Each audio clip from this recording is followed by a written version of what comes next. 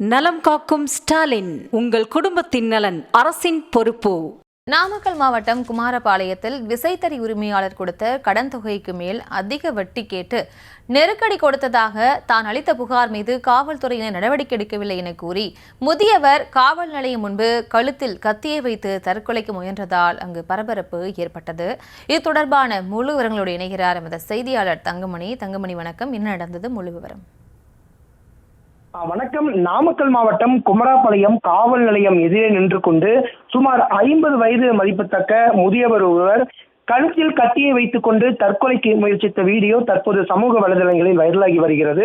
நாமக்கல் மாவட்டம் குமராபாளையம் பகுதியைச் சேர்ந்தவர் பரமேஸ்வரன், வயது 50.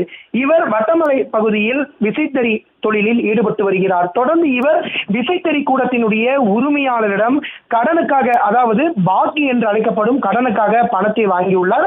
தொடர்ந்து அந்த உரிமையாளர் பணத்திற்கு மேல் அதிகமான வட்டி கேட்டு தொந்தரவு செய்ததாக கூறப்படுகிறது. இந்த நிலையில பரமேஸ்வரன் குமராபாளையம் காவல் நிலையத்தில் கடந்த 1 மாதத்திற்கு முன்பு புகார் அளித்ததாக கூறப்படுகிறது. தொடர்ந்து போலீசார் அந்த புகார் மீது எவ்வித நடவடிக்கை எடுக்கவில்லை என்றும் கூறியும், அதே சமயத்தில் போலீசார் ஒருதலைபட்சமாக செயல்படுகிறார் என கூறி இன்றைய தினம் சரியாக 2 மணி அளவில் அந்த முதியவர் பரமேஸ்வரன் என்பவர் குமராபாளையம் காவல் நிலையம் முன்பு நின்று கொண்டு கழுத்தில் கத்தியை வைத்துக் கொண்டு தற்கொலை முயற்சிக்கு ஈடுபட்டார். அப்போது சாலை வழியாக சென்ற ஒரு சமூக ஆர்வலர் செந்தில் என்பவர் அவருக்கு பின்புறம் கத்தியை பிடுங்கிவிட்டு சமாதான பேச்சுவார்த்தையில் ஈடுபட்டார். தொடர்ந்து முதியவர் காவல் நிலையத்தில் கொடுத்த புகாரின் அடிப்படையில் புகார் மீது போலீசார் நடவடிக்கை எடுக்காத காரணத்தினால் முதியவர் தற்கொலை முயற்சிக்கு ஈடுபட்ட சம்பவம் குமராபாளையம் பகுதியில் பெரும் பரபரப்பை ஏற்படுத்தியுள்ளது.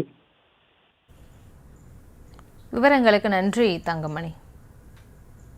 நலம் காக்கும் ஸ்டாலின், உங்கள் குடும்பத்தின் நலன் அரசின் பொறுப்பு.